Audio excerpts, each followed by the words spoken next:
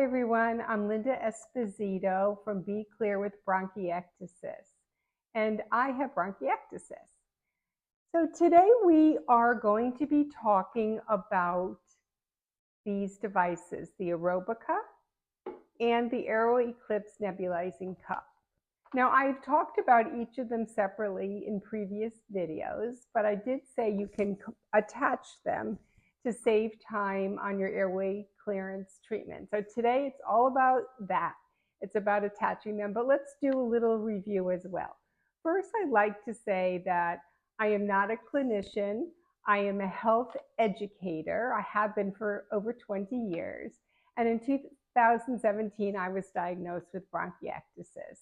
And now I work exclusively with other people who have bronchiectasis in health education and health coaching. So let's get started. Why airway clearance? I think that's a very good question. Let's just start there. Like, why are we going to be doing all of this? Well, a bronchiectasis expert, a doctor who's an expert, would say it's important to do airway clearance every day. And it doesn't matter if you have a lot of mucus or very little mucus. And let me explain why. What we're doing when we're doing airway clearance is we're breaking up the biofilm.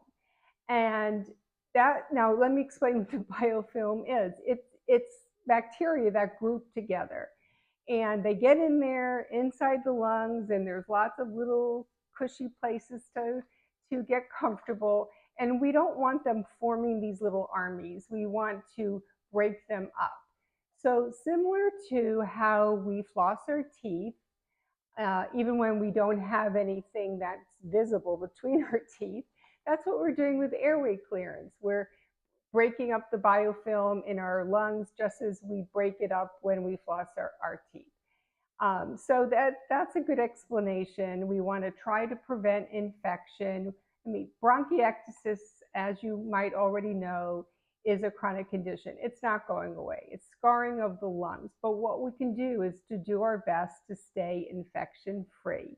And one of the best ways to do that is with airway clearance every day. And often, many of us do it twice a day. So let's just talk about my day. People say, well, what's your day look like? So many people who have mucus, they get up in the morning after sleeping, after lying down, which is pretty much in a postural, what's called a postural drainage position. They get up in the morning and the mucus is right there. It's wanting to come out. And if they have to bring a sputum sample in for analysis, that's really what the doctors like. They like that first thing in the morning sample. But there are those of us like me who are not productive first thing in the morning. So what I do, I get up very early, unfortunately, usually around 5, and I'll have a cup of coffee, which I really enjoy. And because I pretty much don't eat for 3 hours before going to bed, and I wake up hungry. So I have a cup of coffee, a piece of toast, some yogurt, something very small and simple. I work for a couple of hours, and then I go and exercise. So I'll go to the gym or I'll do some home exercises. And I find it very helpful. Well, certainly we know how important exercise is just for general well-being, but I also find it very helpful for airway clearance because exercise is a natural bronchodilator. So lots of times, it just sets things up for clearance. Now, if you're one of those people who gets up first thing in the morning and you've got stuff there and you do your clearance, that's fine. You don't need to exercise before you do airway clearance, but I'm just explaining to you my routine and why I do it. And then the minute I walk through the door, I try to bolt into the room where I have my airway clearance equipment because I don't want to get distracted. I mean, sometimes I'll pop something into my mouth and say, wait, why am I eating? I need to do airway clearance. So I try to go right from the gym and right into the room to get started. So to begin with, sometimes if I just feel distracted, I'll sit down, and the first thing I'll do is just try to center myself. Many of you know of the autogenic drainage app that's on the phone. Our uh, friend and developer Kevin recently did an update. It's working just fine now. And sometimes I'll just listen to that for a couple of minutes just to center myself and just to focus on my breath, because we're going to use all of these gadgets. And I also have what's called a high frequency chest wall oscillation vest. So I'm putting my vest on, and then I'm using these devices. But what we're going to try to do is to remove the mucus. And I find that when I'm relaxed, that's when I'm more likely to be able to get something up, because I am not very productive.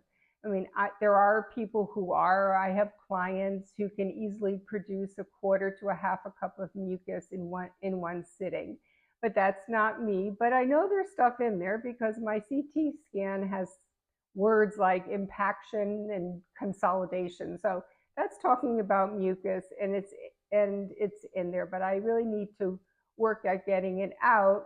And one of the ways I do that is by breathing and just trying to relax.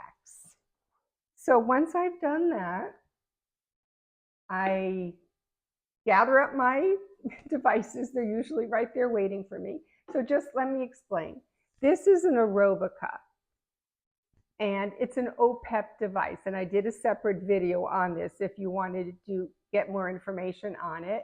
OPEP stands for oscillating positive expiratory pressure. So what it does basically is it blows open our airways similar to when we blow up a balloon. And because it vibrates, it oscillates, it creates these vibrations that then shears that mucus off the walls.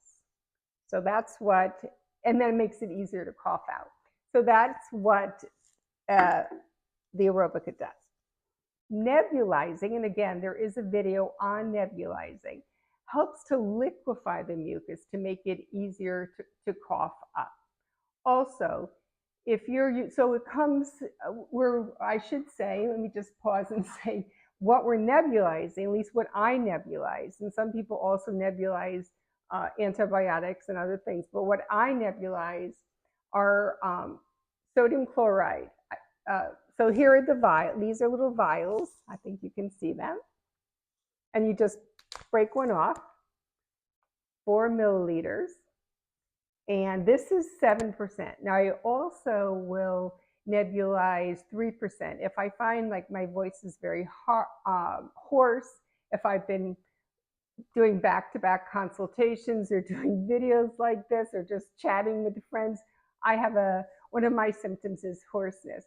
And sometimes the back of my throat and my palate will get sore. So in those situations, I'll step it down to 3%. And what you want to do is, if you do use 3%, you want to make sure that you're only nebulizing what you're supposed to. So for me, it is 4 milliliters. And if I get the 3% hypertonic saline, sometimes they come in 15 milliliters. Vials. And I've had clients say, oh, Linda, why is it taking me so long to nebulize? And then they'll tell me they're nebulizing 15 milliliters. So please don't nebulize whatever your doctor suggests. And just to state, I know I say it over and over, I am not a respiratory therapist. I am not a clinician. I'm a health educator. I'm basically showing you what I do, but and educating you as to the procedure and also questions that you might have. Hopefully I'm answering some of them. But with that said, please do not change your current care in any way without first speaking with your medical team. Okay, so here is a little vial. It's sterile, and I just open it. And you can see, I should have started by saying that this is, I'm going to put it down. Okay. Here, this is a compressor. It is going to power this liquid in this cup and change it into a mist that I am going to inhale. it is tubing, that's what it's called, tubing, is attached to it and to the cup. And so what we do, and there's this little divot here on the Ombra. This is manufactured by the Monahan Company. This is what I have. It's a very powerful device, and many of the bronchiectasis centers recommend it. So it's what I have. But what I'm going to do now is just fill it, take the top off. And again, there's another video just on this. And I have it set for breath actuated mode. There are two modes where it can be continuous or breath actuated, which means only when you inhale will mist be emitted. So you're not just having it go continuously and filling your home air with medication, because even though it's just salt water, it is medication. So that's important to me, and I don't want to waste any either. So I use it usually, put it on breath actuated mode. So I just put the hypertonic saline in, and I put the top on, just like that. Now, if I were to nebulize, just nebulize, this is how I would do it. But what we're doing today is we're talking about a time saver. So you can take the mouthpiece off, and notice it's the mouthpiece that has the flap. So we're not going to use that when we attach them. We're going to attach it to the back of the Aerobika, just like so. And notice that this mouthpiece is the solid mouthpiece that goes with the Aerobika, and that is the one we are going to use. So that's pretty much what you do. That was pretty straightforward and simple. And now I'm going to demonstrate how to use them. And you could just inhale and exhale, that's fine. And as we talk about in another video, when you exhale, when you're activating the Aerobika, you want your cheeks to remain flat, and you want to try to make that exhalation longer than your inhalation. And you can adjust the setting if you're finding, some people when they attach it, maybe it feels a little more challenging and they might want to step it down. In fact, I'm going to do that for demonstration purposes. I'm going to bring it down to 3. It comes from the manufacturer preset at 3. And even though I had it up to 5, that's because I was using it alone without nebulizing. But today I'm going to set it at 3. And I'm going to turn the compressor on. So you'll see there's nothing coming out because I have it on breath actuated. But if I were to put it on continuous, now you see the mist. Okay, I'm putting it in breath actuated. And here we go.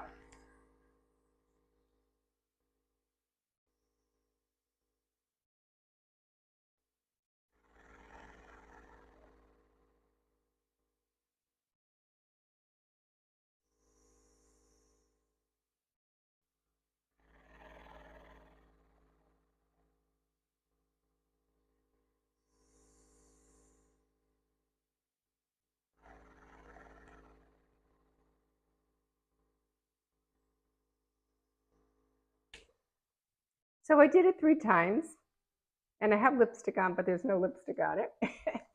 And I don't know how much you were able to see or weren't able to see, but this little green button goes up and down. You see there's lots going on here with the OPEP, vibration, and inhaling the mist.